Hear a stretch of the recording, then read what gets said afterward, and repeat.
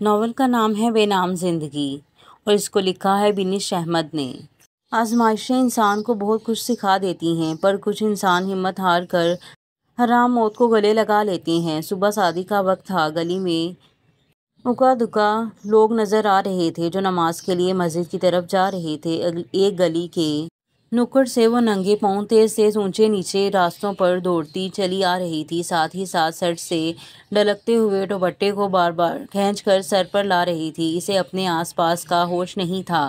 دور سے آتے ہوئی ٹرین کے ہارن کی آواز سن کر روز کی رفتار پر مزید تیز ہو گئی تھی۔ ایک ڈھلان پار کر کے وہ ریل کی پٹری کے قریب پہنچ گئی تھی۔ اس نے دیکھا ابھی ٹرین کافی دور تھی۔ وہ پٹری کے بیچوں بیچ لیٹ کر اپنی آنکھیں بند کر لی تھی۔ اسے محسوس ہو رہا تھا کہ ٹرین اس کے قریب آ رہی ہے۔ اچانک اسے کسی نے بازو سے پکڑ کر زور سے دوسری طرف کھینچ لیا تھا۔ وہ پٹری سے نیچے گر پڑی تھی۔ ایک دم ٹرین تیز رفتاری سے اس کے پاس سے گزر گئی تھی۔ کیوں حرام موت مرنے جا رہی تھی بیٹی؟ اجالا نے آنکھیں کھول کر دیکھا۔ ایک بزرگ سفید لباس میں کھڑے تھے۔ ان کے ہاتھ میں تسبیح تھی۔ ان کے چہرے سے نور جھلک رہا تھا۔ ان کو دیکھتے ہوئے وہ اٹھ کھڑی ہوئی۔ جب سارے راستے بند ہو جائیں تو مر جانا ہی بہتر لگتا ہے بابا، اجالا نے آنسو صاف کرتے ہوئے کہا۔ ہر بات کے پیچھے کوئی وجہ ہوتی ہے بیٹی۔ ایسی کیا وجہ ہے کہ تم حرام موت کو گلے لگانے تیار ہو گئی؟ ایسی موت جس کی وجہ سے تم جنت سے محروم ہو جاتی۔ بابا جی نے ایک پتھر پر بیٹھتے ہوئے کہا۔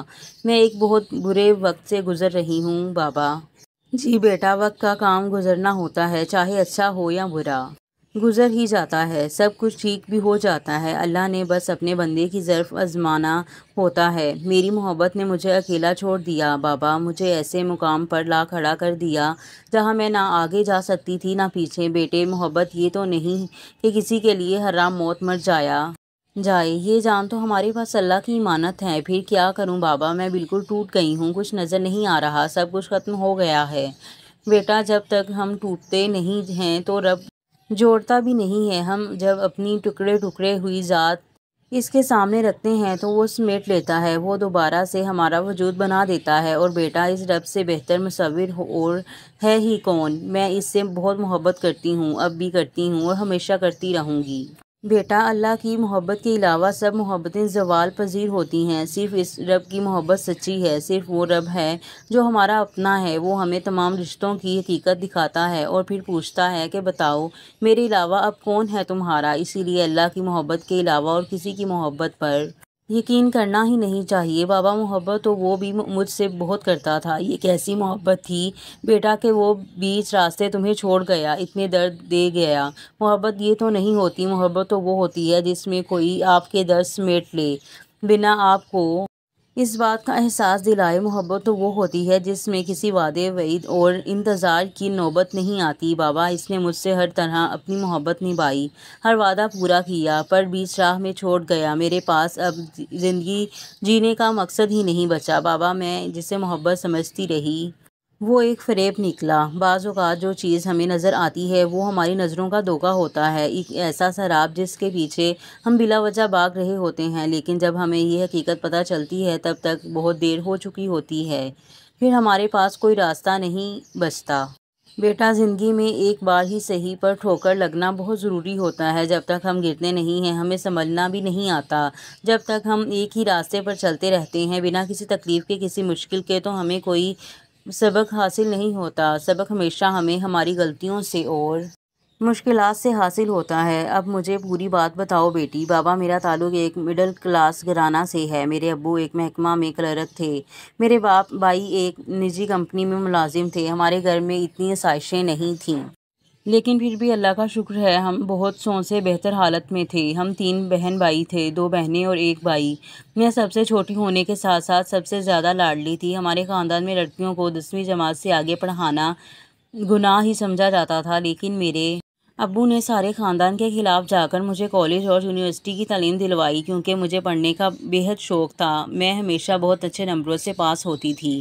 مجھے آج بھی یاد ہے جب میرا یونیورسٹی میں پہلا دن تھا تو میرے ابو نے مجھے کہا تھا بیٹا تم ہمارا فخر ہو، ہمارا سر کبھی بھی نیچا نہ ہونے دینا۔ اپنے باپ اور بھائی کے علاوہ کسی بھی مرد کے ساتھ کھانا کھاتے ہوئے اپنا بل ہمیشہ خود دینا، یہ تمہیں ہر غلط فہمی اور اس مرد کی ہر خوش فہمی سے دور رکھے گا۔ میں نے اپنے ابو کی یہ باتیں اپنے پلو سے باندھ لی تھیں۔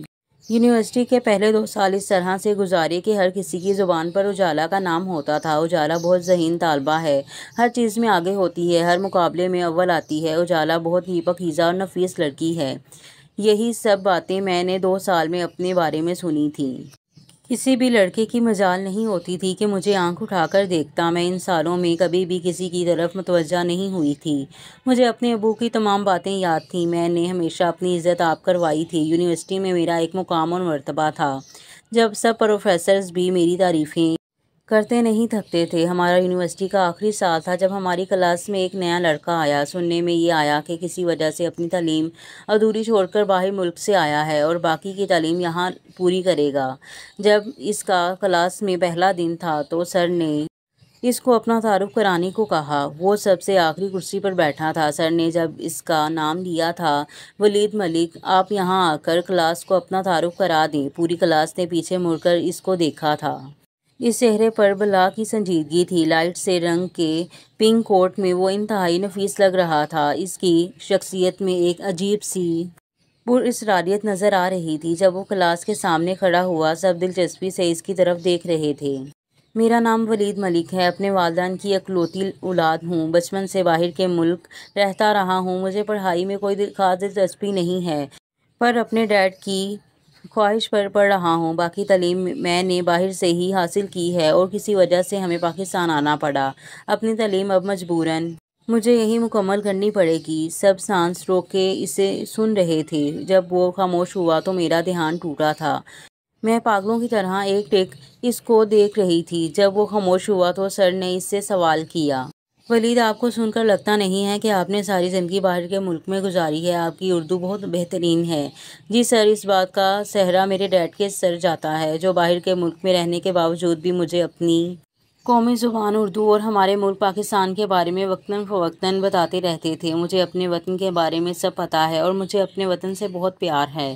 وہ جیسے ہی چپ ہوا، ساری کلاس نے تالیاں بجانا شروع کر دیں۔ اس دوران اس شخص کے چہرے پر ہلکی سی مسکراہٹ بھی عیاں نہیں تھی۔ وہ جب میری کرسی کے پاس سے گزرا تو اس کی اور میری نظریں آپس میں ملیں۔ وہ خاموشی سے میرے قریب سے گزر گیا تھا۔ اس دن کے بعد سے ولید ہمیشہ سب سے پیچھے ہی بیٹھتا تھا، لیکن سر کی ہر بات، ہر سوال کا جواب اسے آتا ہوتا تھا اور وہ اپنی سیٹ پر بیٹھے بیٹھے ہی اس ایسے انداز میں بولتا کہ تمام کلاس اس سے پیچھے مڑ کر دیکھنے پر مجبور ہو جاتی تھی۔ اس نے کبھی بھی کسی سے کوئی فالتو بات نہیں کی تھی۔ نہ جانے کیوں وہ ہر وقت میری نظروں کے حصار میں رہنے لگا تھا۔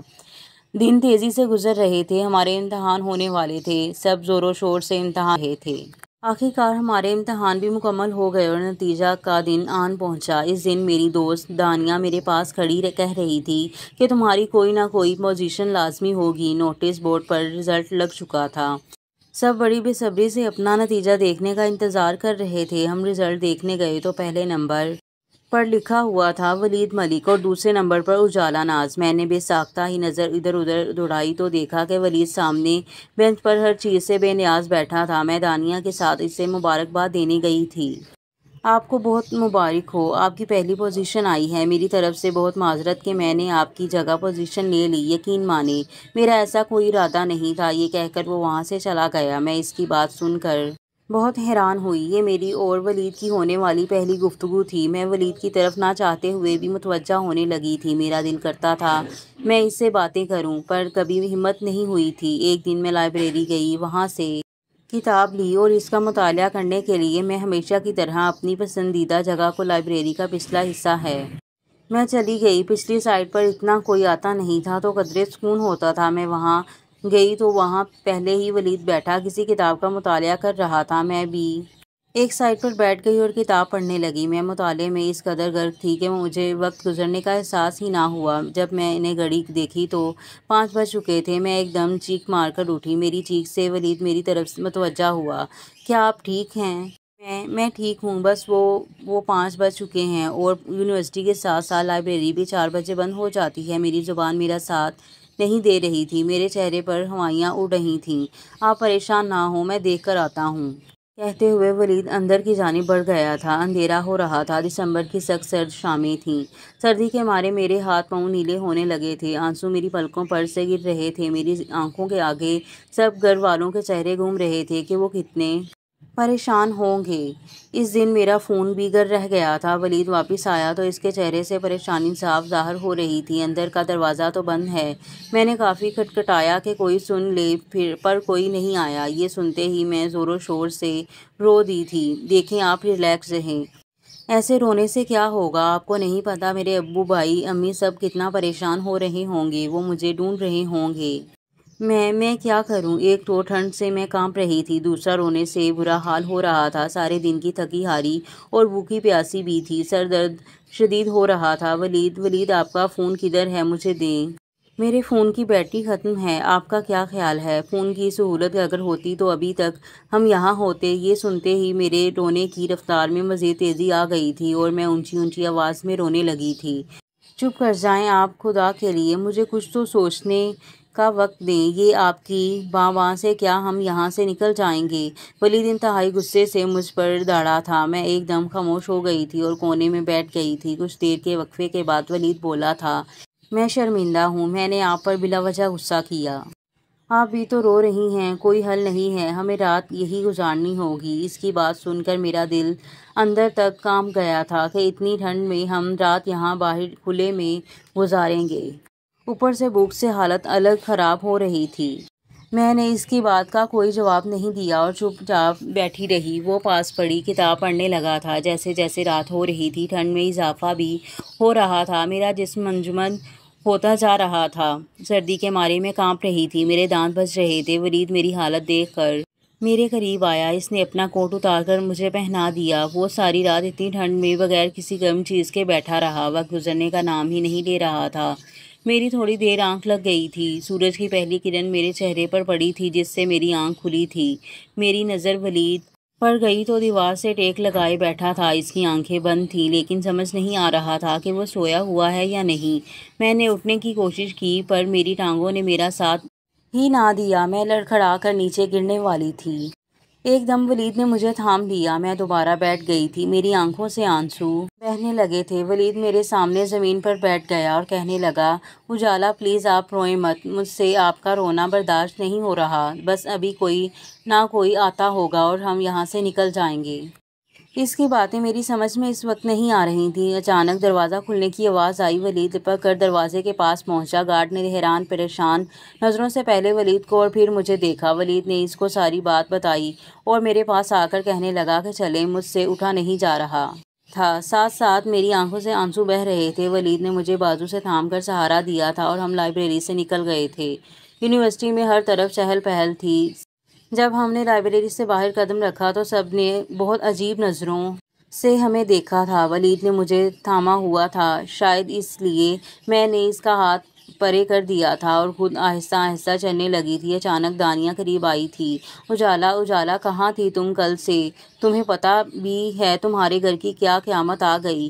اس کی بات سن کر میرا دل دہل گیا تھا، میرے قدموں میں تیزی آ گئی تھی، میں یونیورسٹی سے نکل گئی تھی۔ ولید میرے ساتھ ساتھ چل رہا تھا۔ آپ اپنے گھر جائیں، میں خود چلی جاؤں گی، آپ کی طبیعت ٹھیک نہیں، میں آپ کو ایسے نہیں جانے دے سکتا۔ ہم نے رکشہ پکڑا اور اس میں بیٹھ کر گھر کی جانب چل دیے۔ میرے دل و دماغ میں ان گنت سوالات تھے، پتہ نہیں گھر والوں کا کیا حال ہوگا، کتنے پریشان ہوں گے، ابو بھائی سب مجھے ڈھونڈ رہے ہوں گے۔ گھر آ گیا تھا، میں رکشہ سے اتری، گلی میں کافی عورتیں آ جا رہی تھیں، ایسے لگ رہا تھا کچھ ہوا ہے، بہت رش تھا۔ میں آگے بڑھی تو گھر کا دروازہ کھلا تھا، وہ عورتیں اس طرف جا رہی تھیں۔ میرا دل کانپ کر رہ گیا تھا، یا اللہ خیر، میرے پاؤں آگے نہیں بڑھ رہے تھے۔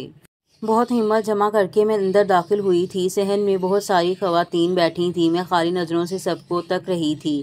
میری نظر میری امی پر پڑی تھی، وہ ایک کونے میں بیٹھی ہوئی دیوار کو تک رہی تھی۔ ایک دم میرے منہ پر ایک زوردار تھپڑ پڑا تھا۔ میری پھپھو مجھے نفرت بھری نگاہوں سے دیکھ رہی تھی، منحوس ماری کھا گئی۔ میرے بھائی کو کہا بھی تھا کہ لڑکیوں کو پڑھانے باہر مت بھیجو، پتہ نہیں کس کے ساتھ منہ کالا کر کے آئی ہے، کیا لینے آئی ہے اب یہاں، نکل جا یہاں سے، مر گیا تیرا باپ، کل پڑھا گیا ہے جنازہ۔